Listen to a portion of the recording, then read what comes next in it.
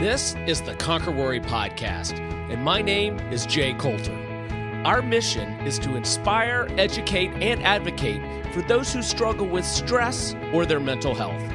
This is your podcast home for inspirational stories and interviews with people who are making a difference in the lives of others. This episode is sponsored by Jay's new book, predictably called ConquerWorry: How to Build a Simple Daily System to Reduce Stress. Visit ConquerWorry.com or jcoulter.com for more details.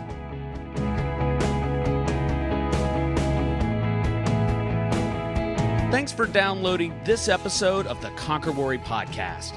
I'm Jay Coulter, and today joining me is Jodi Aman. Jodi has been a psychotherapist since 1994 and is the author of the bestseller, You Won, Anxiety Zero.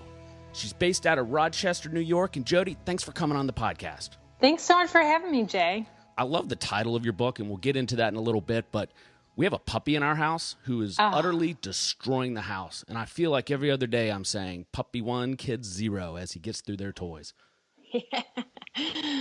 All right. So Jodi, folks come on this podcast because they want to hear inspirational stories of folks who found themselves in a bad place mentally and were able to pull themselves out.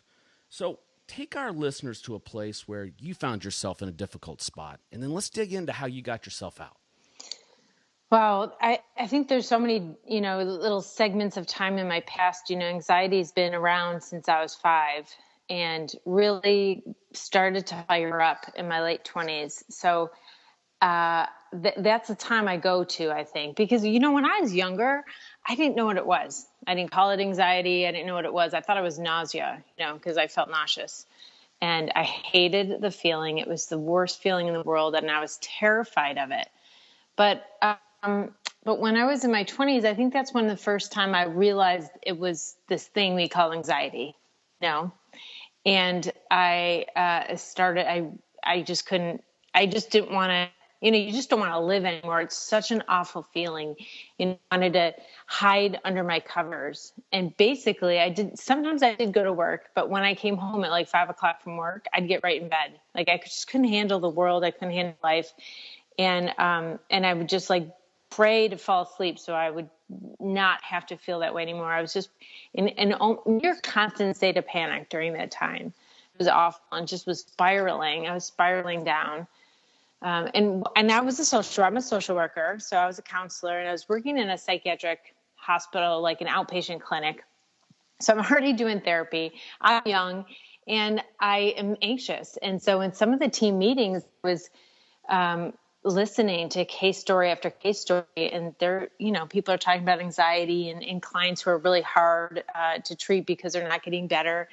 And I'm just listening, and it's happened for like weeks at a time. And I was just like, I'm worse than all these people. Like I felt like I was worse. My anxiety was worse than all these people. It was just a horrible feeling. And just terrifying. You feel so alone in it. You feel like nobody gets it. You feel like you're the only one in the world who feels that way. And, I was like literally safe. I'm just sitting in this conference room, but I felt like I was, in such incredible danger and terror that one day I left the meeting because I was so panicked. And when I was outside, I was like, I can't do this any longer. I can't live like this any longer. And I think it was that day I like committed myself to figuring it out. Like I'm like, I can't, either I'm going to end this or I got to figure this out. I have to decide how to feel better. And I committed to it, figured it out. Hey, Jodi, do you think you were drawn to that field subconsciously, or did you make a conscious decision to head in that field given the struggles you'd had? I think yes. I think helping other people. I think a lot of times that wounded healer, archetyped. I mean, there was a lot of chaos in my house growing up. I had a lot of anxiety when I was young.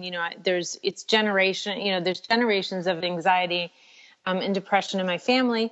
And so I think that insecurity that I felt, a lot of worthlessness that I felt growing up, I think that made me sensitive to other people and see the pain in others and want to commit my life to helping others. And I knew in high school, this is what I wanted to do, and now I'm, 44 and still totally in love. So I can't even count. What's that, 30 years? Like, I knew exactly what I wanted to do. I wanted to help people, and I'm still here, and I'm going to keep doing it forever, I think.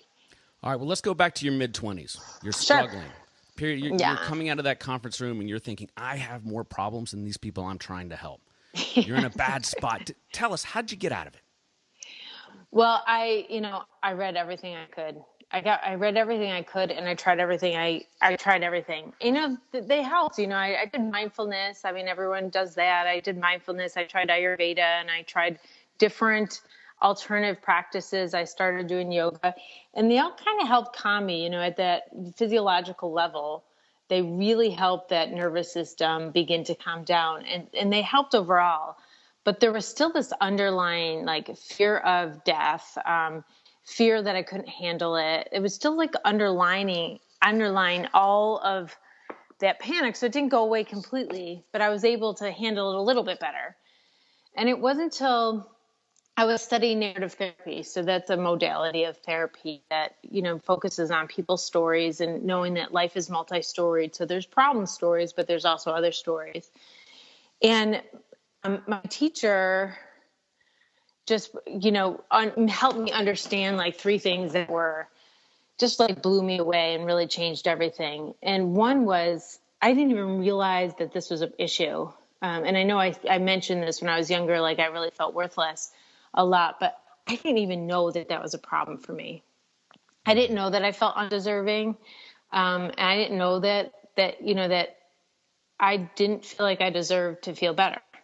I was a social worker. I saw a lot of suffering in the world. A lot of people had problems, and I didn't really even think of myself as suffering, even though I was totally suffering. And I think it's because culturally I'm white, I'm middle class, so I'm comfortable relatively, right? Compared to the awful things going on in the world, I wasn't suffering. And so in that way, I felt like I didn't deserve any help or to get better or to be helped, because I didn't think I deserved it. But so that was the first thing, is that I had to accept that I deserved to feel better. I mean, that changed everything. I didn't realize it was such an obstacle in my way that I didn't trust myself. I didn't like myself. I wasn't worthy of feeling better. And man, that stops you. It's really incredible. And I don't think many people think of that. Anyway, that was one thing. And the second, I can tell you from our experience, accepting that you're sick is really the second step, right? If you're sick, you need to get help, and then you need to accept that you actually are sick. And you can't get better until you do those two things. Yeah, it's if you don't see it, you can't fix it. Right. So it's it affects you though. So you have a problem, and if you're not clear on what it is, and you can't name it, and you can't see it, it's insidious, and it affects you, and it really bothers you, but you can't really do anything about it because you don't even know what it is. Right. So it's we want things to be visible to us, so then we could do something about it. Just changes everything, right? Right. Yeah. So I think that's what happened, is that I was oh, this is what's going on. And then, I tried all these skills, and so they helped a little bit, the mindfulness and the breathing and blah, blah, blah, blah, blah, all that stuff that we all know about, when we try to help our anxiety. But what was missing is I didn't break down the power of anxiety. I didn't think about that anxiety has all this power, and I needed to break it down. I kept trying to build myself up, but anxiety kept building itself up. Does that make sense? Sure. It's so powerful, lies, it manipulates us. It does all these things to get us to believe it. But I wasn't focused on that and breaking that down. And that, really stopped me from getting better. Mm-hmm. So first I had to accept I deserved it. Then I had to figure out how to break down anxiety. And then I had to connect with myself, that I had some agency, that I could do something. I could learn these skills, but I didn't trust myself at all. And that's what anxiety is, really. It's a mistrust in yourself. It's not trusting yourself is anxiety. And the inverse, the more you trust yourself, you won't be anxious anymore. And that was a great lesson, man. So those three things, I think, changed it. And it took me a couple of years to learn them.